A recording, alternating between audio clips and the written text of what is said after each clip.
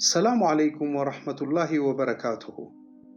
ዛሬ ደግሞ በአዲስ ታሪክ ተመልሰናል። የዛሬ ታሪካችን ድብቁ ሰደቃና የአላህ ሱብሓነሁ ወተዓላ ምላሽን ያሳየናል።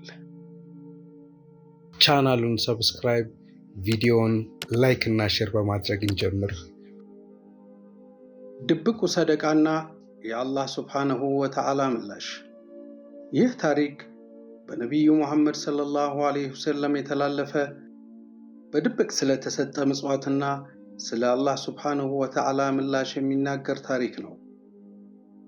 እውነተኛው ዓላማ ወይም ንያ ከውጫዊ ገጽታ የበለጠ ዋጋ እንዳለው ያስተምረናል።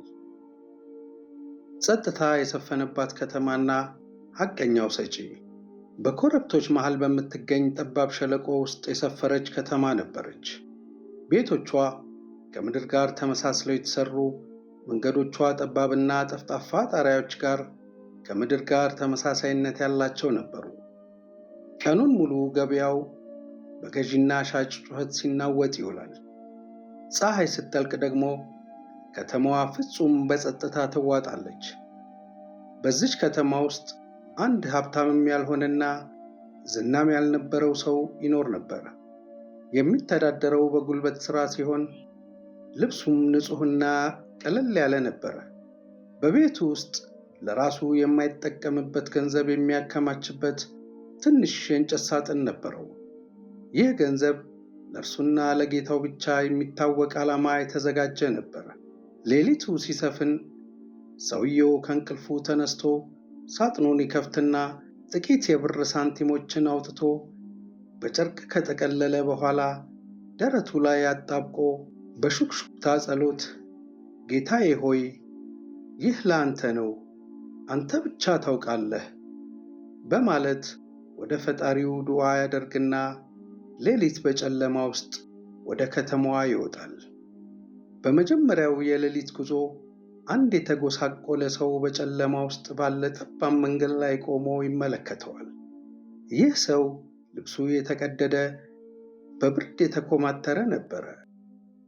ሰደቃ ሰጪው ሰው ሳያናግረው ቀረበና የገንዘብ ከረጢቱን ከእግሩ አጠገብ አስቀምጦ ምስጋናም ሳይጠብቅ በዝምታ አልፎት ሄደ።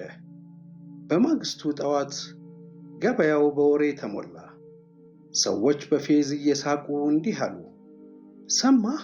አንድ ማስተዋል ያቃተው ሰው ሌሊት ለዚያ ሌባ ገንዘብ ሰጥቶት ሄዳ አሉ። ገንዘብ ሲሰርቅ የዋለን ሰው መርዳት እንዴት ያለ ጥፋት ነው እያሉ ሲዘባበቱ ሰጪው ሰው አጠገባቸው ስለነበረ ሰማቸው፣ ግን ራሱን ዝቅ አድርጎ ባላወቀ ዝም አለ። በሁለተኛው ሌሊትም ለመውጣት ሲያስብ የሰዎቹ ፌዝ በጆሮ ውስጥ እያስተጋባ ጀመረ። ሆኖም ሳንቲሞቹን እንደለመደው ከሳጥኑ ውስጥ አውጥቶ በትንሿ ቋጠሮ አስሮ በደረቱ ላይ በማጣበቅ ጌታዬ ሆይ አጥፍቼም ቢሆን አንተ ሐሳቤን ታውቃለህ አለ። ከዚያም እንደተለመደው በሌሊት ወጥቶ ሲዞር አንድ ሰው በመሰብሰቢያ አዳራሽ ሰፊ ደረጃዎች አጠገብ ቆሞ አየ። ሲቀርበው ይህ ሰው ውድ ልብስ የለበሰ ሀብታም ሰው ነበር። ሆኖም ሰጪው ሰው ቀረብ ብሎ ሀብታም ተብዬው ሰው እግር ስር የገንዘብ ከረጢቱን አስቀምጦ እንደለመደው ምስጋናም ሳይጠይቅ ምንም ሳይተነፍስ አልፎት ወደ ቤቱ ሄደ። በነጋታው ቀን ላይ ገበያ ውስጥ ፌዙ የበለጠ በረታ። ይሄ ሰውዬ በእውነት አእምሮ የለው? ለሀብታም ሰው ሰደቃ ይሰጣል? እርሻና ከብቶች ላለው ሰደቃ ለችግረኞች እንጂ ለባለጸጋ ነው እንዴ የሚሰጠው? አሁንም ሰጪው ሰምቶ ዝምታውን እንደ ጋሻ ተጠቀመ። በሦስተኛው ምሽት ሳጥኑን ሲመለከት ሊያልቅ ደርሷል። ሰጪው የመጨረሻውን ከረጢትም በድብቅ አስሮ በከተማዋ መዘዋወር ጀመረ። ከዚያም በከተማዋ አንድ ቤት ግድግዳ ስር የተቀመጠችን ሴት አየ። ወደ እርሷም ሲጠጋ ፊቷ ተሸፍኗል። ሲቀርባት ሰዎች መጥፎ ነገር የሚያወሩባት ኃጢአተኛ ሴት እንደሆነች አወቀ። ሆኖም ቀርቦ ከረጢቷን ከጎኗ አስቀምጦ ወደ ኋላ ሳይ ወደ ቤቱ ተመልሶ ሄደ። በነጋታው ገበያ ውስጥ የፌዙ ድምፅ ከመቼውም ጊዜ የበለጠ ገነነ። ዛሬ ደግሞ ለዚያች በሐፍረት ለምትታወቀው ሴት ሰጠ ተብሎ ወሬው ተናፈሰ በሰዎች ዘንድ። 3 ሌሊት 3 ስህተቶች። በእያንዳንዱ ሌሊት ሰደቃውን የሰጠው ከተማዋ ለምትጠላቸው ሰዎች ነበር። ለሌባ፣ ለሀብታም ሰውና ኃጢአተኛ ወይም ነውረኛ ብለው ለሚጠሯት ሴት። ሰጪውም ቃሉን ሁሉ ሰምቶ ወደ ቤቱ ተመለሰና በብስጭት ተንበርክኮ እንዲህ አለ፣ ጌታዬ ሆይ ለማን እንደሰጠው ሳላውቅ ለአንተ ብቻ ሰጠው። የተሳሳትኩ ከሆነ ማረኝ፣ ከተቀበልከውም ንገረኝ። ፈጣሪውን በስስት ተደፍቶ ተማጸነ።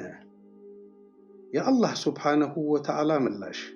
በዚያ ሌሊት በቤቱ ውስጥ ጥልቅ እንቅልፍ ወሰደው። በሕልሙም ውስጥ ብርሃን ነበረ፣ የፀሐይና የጨረቃ ያልሆነ ብርሃን። ድምፁም ተናገረ። ሌባውን በተመለከተ ምጽዋትህ እስር ሳይደርስበት ቀድሞ ደርሶለታልና ያ የሰጠኸው ገንዘብ መስረቅን አቆመው። ባለጸጋውን በተመለከተ ስጦታህ ኩራቱን ሰበረውና ከኔ የበለጠ ችግረኛ አለን ብሎ በማሰብ ያለውን ሀብት በሙሉ እንዲለግስ በር ከፈትክለት። ሴቲቱን በተመለከተ በስጦታህ አፈረችና የኔን አይነት ሴትም የሚረዳኝ ሰው አለ? ካለማ ወደ ጌታዬ ልመለስ ይገባኛል አለች። ወደ ፈጣሪዋም ተመለሰች። ይቅርታና ጸጸቷንም በፈጣሪዋ ተቀባይነት አገኘ። አንተ ለ3 ሰጠህ፣ አላህም ሱብሓነሁ ወተዓላ የሰጣቸውን 3ቱንም ተቀብሏል። ሰውየው ከእንቅልፉ ሲነቃ ሕልሙ ግልጽ ነበር። እያንዳንዱ ቃል በአእምሮ ውስጥ አርፎ ነበር። ገበያው ሲከፈት የሰዎቹ ንግግር ምንም አልተለወጠም። ነገር ግን በሰጪው ልብ ውስጥ ጭንቀት አልነበረም። የነበረው እርግጠኝነት ብቻ ነበረ። ለአላህ የተሰጠ ነገር ፈጽሞ አይጠፋም። በጨለማ ያለች አንዲት ሳንቲም እንኳ የጀነት በር መክፈት ትችላለች። ሰላሙ ዓለይኩም ወረሕመቱላሂ ወበረካቱሁ።